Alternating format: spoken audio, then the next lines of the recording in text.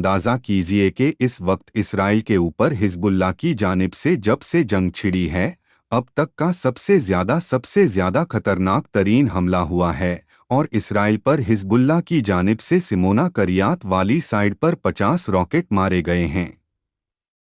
50 rocket मारे गए हैं और डिटेल्स आ रही है जिसमें इसराइल की मिलिट्री बेसिस पर इतना नुकसान हुआ है, इतना ज़्यादा नुकसान हुआ है और सबसे बढ़कर इजराइल इस वक्त सबसे ज़्यादा परेशान ये बैठा हुआ है।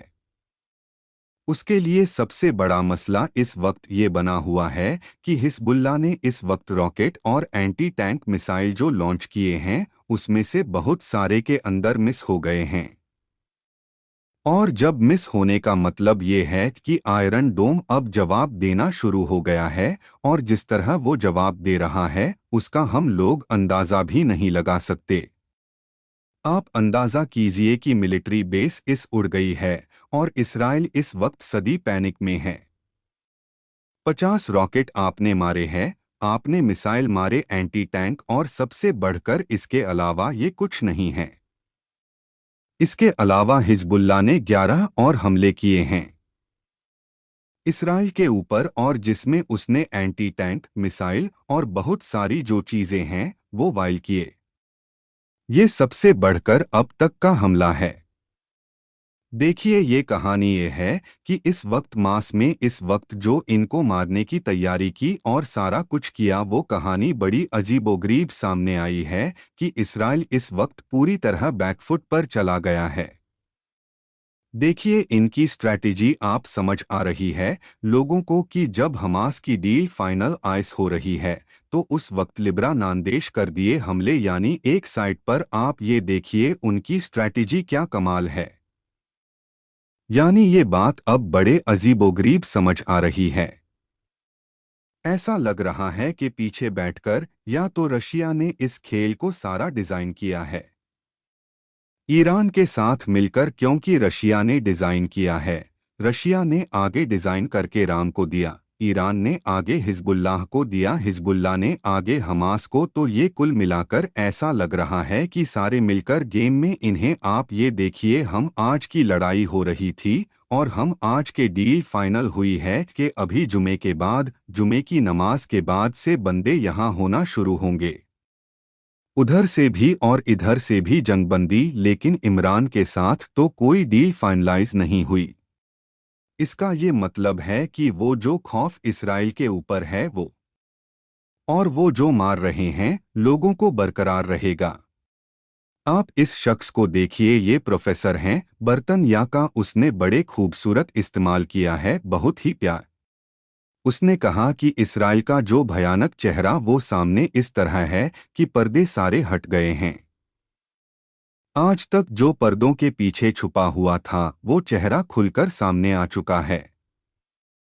उसने कहा कि वो जो नकाब था वो जो इसराइल ने और रखा था वो नकाब उतर चुका है और अब हमें और दुनिया को पता चला है कि इस दुनिया में सबसे ज्यादा भयानक चेहरा इसराइल का। उसका क्या मतलब था कि इसराइल अमेरिका को कंट्रोल करता है, बरतानिया को करता है, पूरे वर्ल्ड को करता, और आप हमें क्या पूरी दुनिया को। मुस्लिम की लड़ाई ही नहीं है, ये लड़ाई है वर्ल्ड की इसराइल के साथ। और पता है ये चला है कि इसराइल इतने भयानक काम कर रहा है।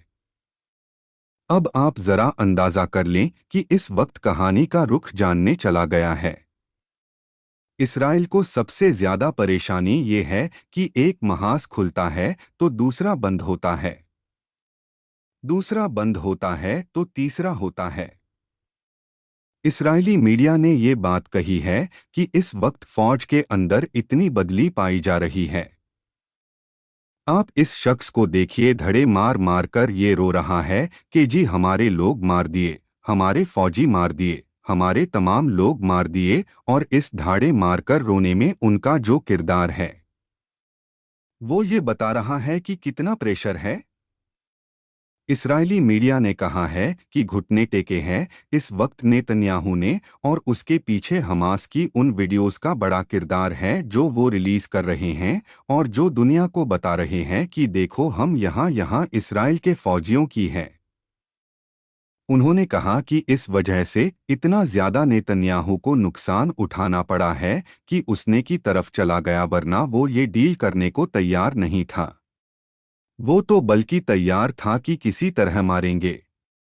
अब आप जरा अंदाजा कर लें कि इस वक्त ये वीडियो इस राहुल जाने से जारी हुई है और इसमें उन्होंने कहा है कि यदि हमने टनल्स पकड़ लिए हैं अल शिफा हॉस्पिटल के नीचे, अब तक अगर आप देखेंगे तो इस्राइल की सारी कामयाबी क्या है?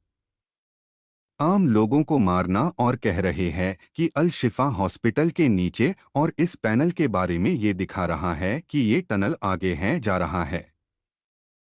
हम अंदर तक घुस गए हैं। उनके फौजी इतने बदल है कि उनके चेहरों पर मास्क लगाए हुए हैं, उनके चेहरे छिपाए जा रहे हैं।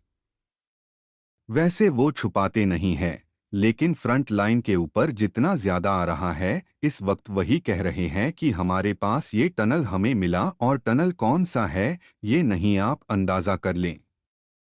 ये वोट जो इसराइल ने बनाया था, और ये बात किसी और ने नहीं की, इसराइल के साथ एक प्राइम मिनिस्टर ने आकर कही थी कि भाई ये अल शिफा के नीचे जो टनल्स है वो हमने बनाए हैं। तो अब आप बताइए कि इसराइल के पास बेचने के लिए क्या है कि नहीं? आप दुनिया को क्या बताएंगे? फौज के लोग उनके रो रहे हैं। थाड़े मार मार कर वो कह रहे हैं वो असल में इस वक्त शादी डिप्रेशन का शिकार हो रहे हैं।